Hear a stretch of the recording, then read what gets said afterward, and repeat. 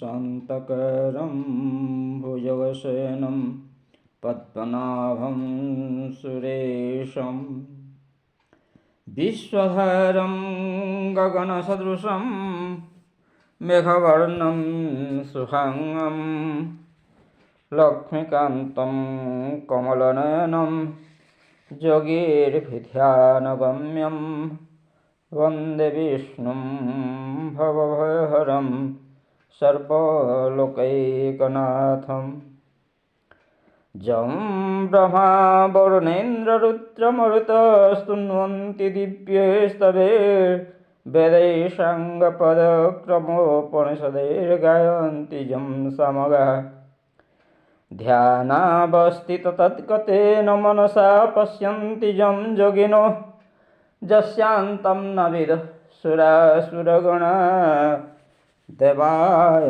तस्मै नमः देवाय तस्मै नमः।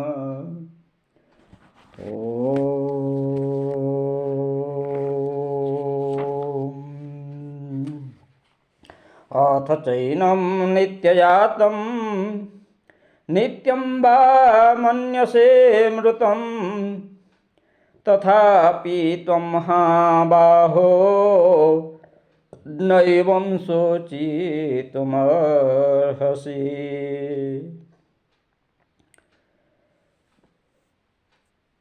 ତୁମେ ଯଦି ଏହି ଆତ୍ମାକୁ ନିତ୍ୟ ଜନ୍ମ ହେଉଛି ଏବଂ ନିତ୍ୟ ମରୁଛି ବୋଲି ସ୍ୱୀକାର କରୁଥାଅ, ତଥାପି ହେ ମହାବାହୁ, ତୁମେ ଏପରି ଶୋକ କରିବା ଉଚିତ ନୁହେଁ। ଜାତସ୍ୟ ହି ଧ୍ରୁବଂ ମୃତ୍ୟୁର୍ଧ୍ରୁବଂ ଜନ୍ମ ମୃତସ୍ୟ ଚ ତସ୍ମାତ୍ ଅପରିହାର୍ଯ୍ୟର୍ଥେ न त्वं ଶୋଚିତୁମର୍ହସି।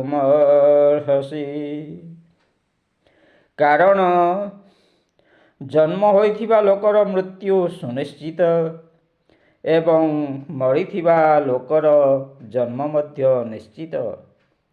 ଏହି ହେତୁ ଯାହା ଅନିବାର୍ଯ୍ୟ ସେ ବିଷୟରେ ତୁମର ଶୋକ କରିବା ଉଚିତ ନୁହେଁ।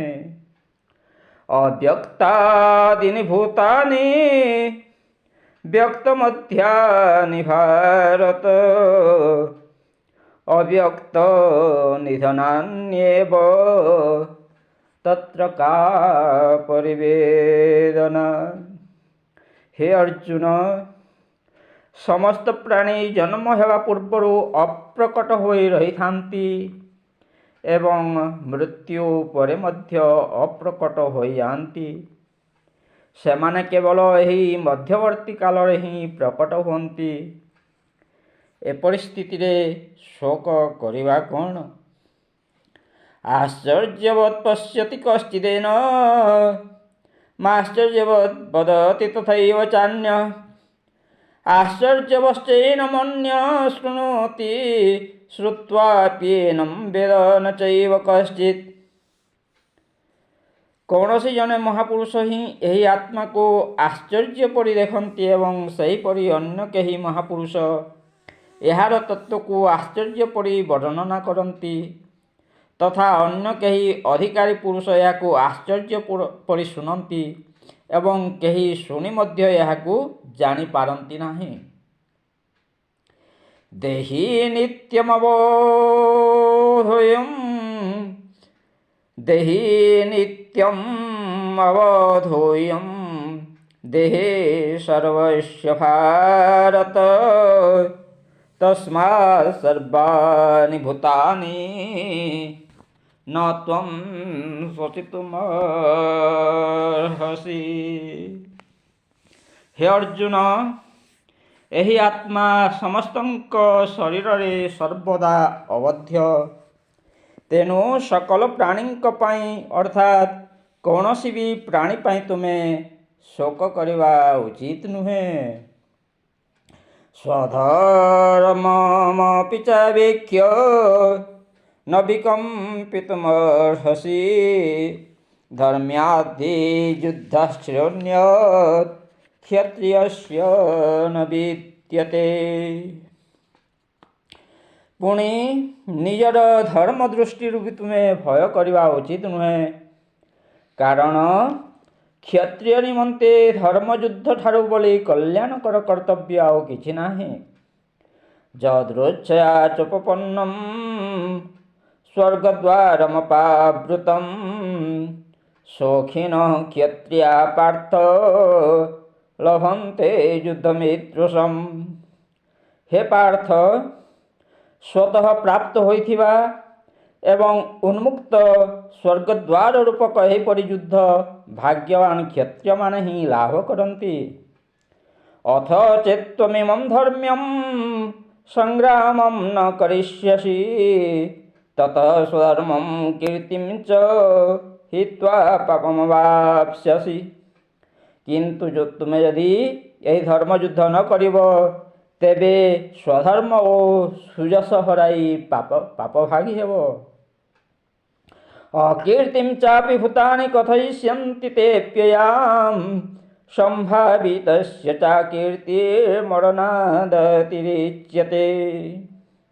ତଥା ସମସ୍ତେ ଦୀର୍ଘକାଳ ସ୍ଥାୟୀ ତୁମର ଅପକୀର୍ତ୍ତି ବି ଆଲୋଚନା କରିବେ ଏବଂ ସମ୍ମାନନୀୟ ପୁରୁଷଙ୍କ ନିମନ୍ତେ ଅପକୀର୍ତ୍ତି ହେଉଛି ମରଣ ଠାରୁ ବି ବଳି ଦୁଃଖଦାୟକ।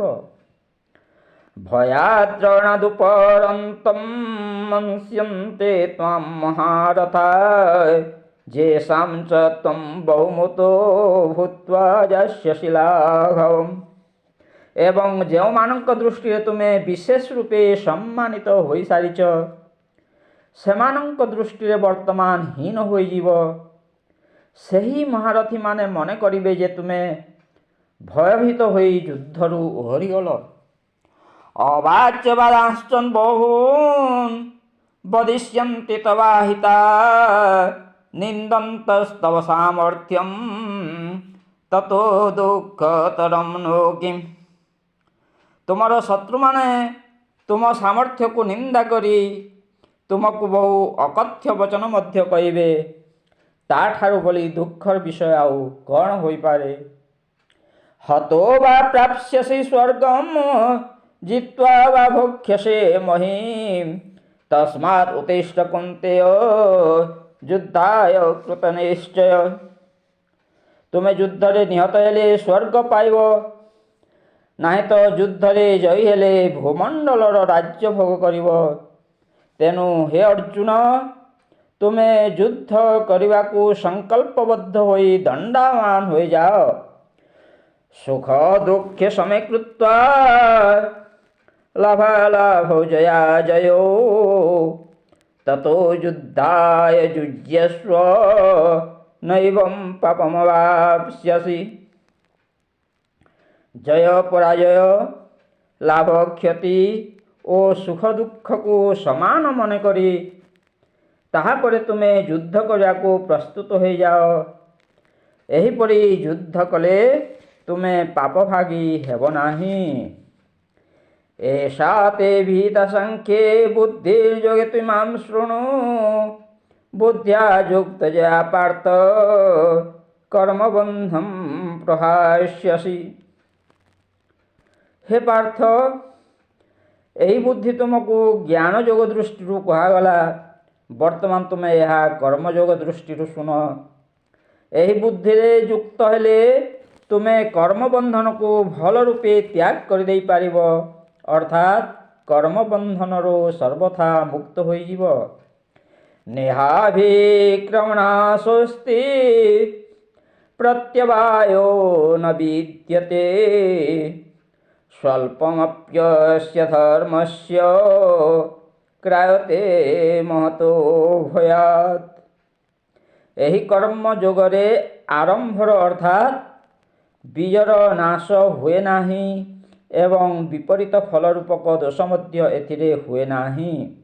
ବରଂ ଏହି କର୍ମଯୋଗ ରୂପକ ଧର୍ମର ସାମାନ୍ୟ ମାତ୍ର ସାଧନା ବି ଜନ୍ମ ମୃତ୍ୟୁ ରୂପକ ବିରାଟ ଭୟରୁ ରକ୍ଷା କରିଦିଏ। ବ୍ୟବସାୟାତ୍ମିକା ବୁଦ୍ଧି ରେକେହ କୁରୁ ନନ୍ଦନ ବହୁ ଶାଖା ହ୍ୟନନ୍ତାଶ୍ଚ ବୁଦ୍ଧୟୋ ବ୍ୟବସାୟିନାମ୍। जामिमं पुष्पितं वाचं प्रवदन्त्यपि वेदवादरथा पार्थ नान्यदस्तीति वादिनः कामात्मानः स्वर्गपरा जन्म कर्म फलप्रदां क्रिया विशेषबहुलां भोगैश्वर्यगतिं प्रति भोगैश्वर्य प्रसक्तानां तयापहृतचेतसां व्यवसायात्मिका बुद्धि समाधौ न विधीयते। हे अर्जुन, ଯେଉଁମାନେ ଭୋଗରେ ବୁଡ଼ି ରହିଛନ୍ତି, ଯେଉଁମାନେ କର୍ମଫଳର ପ୍ରଶଂସା କରୁଥିବା ବେଦବାକ୍ୟରେ ପ୍ରୀତି ରଖନ୍ତି, ଯେଉଁମାନଙ୍କ ବୁଦ୍ଧିରେ ସ୍ୱର୍ଗ ହିଁ ପରମ ପ୍ରାପ୍ୟ ବସ୍ତୁ ଏବଂ ଯେଉଁମାନେ ସ୍ୱର୍ଗରୁ ବଳି ଅନ୍ୟ କୌଣସି ବସ୍ତୁ ନାହିଁ ବୋଲି କହନ୍ତି, ସେହି ଅବିବେକୀମାନେ ଭୋଗ ଐଶ୍ୱର୍ଯ୍ୟ ପ୍ରାପ୍ତି ନିମନ୍ତେ ଜନ୍ମ ରୂପକ କର୍ମଫଳ ଦେଉଥିବା କ୍ରିୟାବହୁଳ ଶ୍ରୁତି ମଧୁର ସୁନ୍ଦର ପୁଷ୍ପିତ ବାଣୀ କହନ୍ତି। ସେପରି ବାଣୀ ଦ୍ୱାରା ଯେଉଁମାନଙ୍କର ଚିତ୍ତ ହରଣ ହୋଇଯାଇଛି, ଯେଉଁମାନେ ଭୋଗ ଓ ଐଶ୍ୱର୍ଯ୍ୟରେ ଅତ୍ୟନ୍ତ ଆସକ୍ତ, ସେହି ପୁରୁଷମାନଙ୍କର ପରମାତ୍ମାଙ୍କଠାରେ ନିଶ୍ଚୟାତ୍ମକା ବୁଦ୍ଧି ହୁଏ ନାହିଁ। त्रैगुण्य विषया वेद निस्त्रैगुण्यो भवार्जुन निर्द्वन्द्वो नित्यसत्त्वस्थो निर्योगक्षम आत्मवान्। हे अर्जुन, ବେଦମାନେ ଉପରୋକ୍ତ ପ୍ରକାରେ ତିନି ଗୁଣର କାର୍ଯ୍ୟରୂପ ସମସ୍ତ ଭୋଗ ଓ ସେସବୁର ସାଧନମାନଙ୍କର ପ୍ରତିପାଦନ କରନ୍ତି। ତୁମେ ସେସବୁ ଭୋଗ ଏବଂ ସେସବୁ ସାଧନରେ आसक्ति त्याग कर, हर्ष शोकादि द्वंद्वरू रहित हो जाओ, नित्य वस्तु परमात्मारे स्थित होई जोगक्षेम न चाही स्वाधीन अंतःकरण युक्त हो जाओ। जावानर्थ उदपाने सर्वतः संप्लुतोदके तावान् सर्वेषु वेदेषु ब्राह्मणस्य विजानतः कर्मण्येवाधिकारस्ते मा फलेषु कदाचन मा कर्मफलहेतुर्भुः मा ते संगोस्त्व कर्मणि। कर्म करिबारे ही तुमर अधिकार रहिछि, कर्मर फल उपरे तुमर कौनसी अधिकार नाही। तेणु तुमे कर्मफलर कारण हुओ नाही तथा तुमर कर्म न करिबारे भी आसक्ति न हो। योगस्थ कुरु कर्माणि संगम त्यक्त्वा धनंजय सिद्धि असिद्ध्यो समो भूत्वा समत्वं योगो उच्यते। हे धनंजय, तुम्हें आसक्ति त्याग करी तथा सिद्धि और असिद्धि रे समबुद्धि रखी योगस्थ होई कर्तव्य कर्म कर, समत्व को ही योग कहा जाए। दूरे न ह्यवरं कर्म बुद्धि योगात् धनंजय बुद्धौ शरणमन्विच्छ कृपणा फले तव। बुद्धियुक्तो जहात्यः उभे सुकृत दुष्कृते तस्मात् योगाय युज्यस्व योग कर्म सुकौशलम्। कर्मजं बुद्धियुक्ता हि फलं त्यक्त्वा मनीषिणः जन्मबन्ध विनिर्मुक्ता पदं गच्छन्तनामयम्। यदा ते मोहकलिलं बुद्धिर्व्यतितरिष्यति तदा गन्तासि निर्वेदं श्रोतव्यस्य श्रुतस्य च। श्रुतिभिः प्रतिपन्ना ते यदा स्थास्यति निश्चला समाधावचला बुद्धि तदा योगमवाप्स्यसि। अर्जुनवाच स्थितप्रज्ञस्य का भाषा समाधिस्तस्य केशव स्थितधि किं प्रभाषेत किमासीत व्रजेत किं। श्रीभगवानुवाच प्रजहाति यदा कामान् सर्वान् पार्थ मनोगतान् आत्मन्येवात्मना तुष्ट स्थित प्रज्ञ तदोच्यते। श्री भगवान कहले, हे अर्जुन, जेतेबेले एही पुरुष मन मध्यरे थिबा समस्त कामना पूर्ण रूपे त्याग कर दियंती एवं आत्मा द्वारा आत्मारे ही संतुष्ट हो रही, सेतेबेले तांकु स्थित प्रज्ञ कुहाଯାଏ। दुखेषु न उद्विग्न मना सुखेषु विगत स्पृह वीतराग भय क्रोध स्थित धीर्मुनिरोच्यते। दुख आसीगले भी जहाँक मनरे उद्वेग जात हुए नाही, सुख मिलीगले भी जे सर्वथा निस्पृह रहती, जहाँकर राग भय क्रोध नष्ट हो जाइछि, सेहिपरि मुनि को स्थिर बुद्धि कुहाଯାଏ। ज सर्वत्रानभिस्नेहस्तत्प्राप्य शुभाशुभं नाभिनन्दति न द्वेष्टि तस्य प्रज्ञा प्रतिष्ठिता।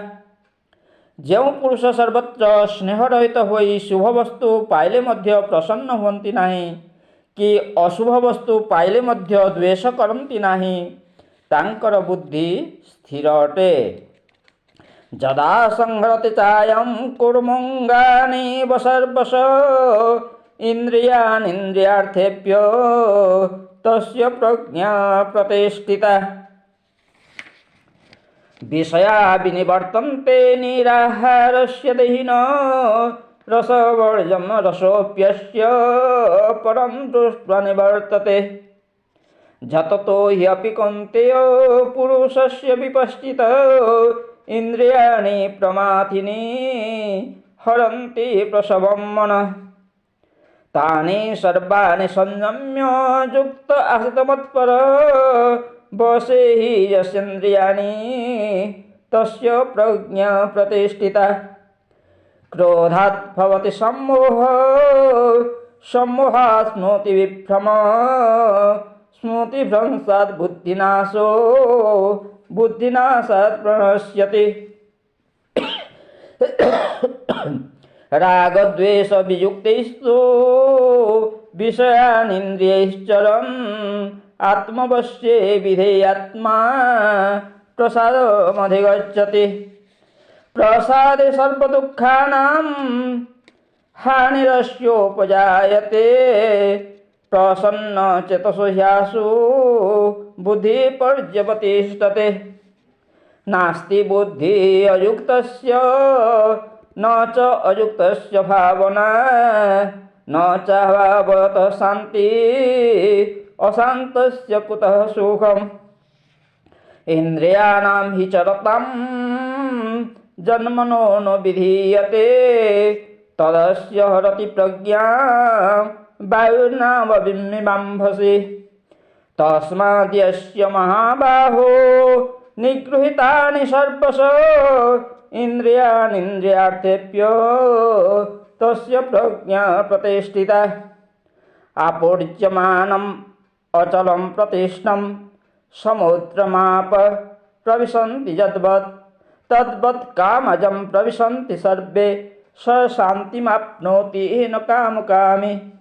विहाय कामाञ्जः सर्वान् पुमांश्चरति निःस्पृहः, निर्ममो निरहङ्कारः स शान्तिमधिगच्छति। एषा ब्राह्मी स्थितिः पार्थ नैनां प्राप्य विमुह्यति, स्थित्वा स्यामन्तकालेऽपि ब्रह्मनिर्वाणं रोचति। ॐ तत्सत् इति श्रीमद्भगवद्गीतासूपनिषत्सु ब्रह्मविद्यायां योगशास्त्रे श्रीकृष्णार्जुन संवादे सांख्ययोग नाम द्वितीयोऽध्याय। हरि ओम तत्सत्। हरि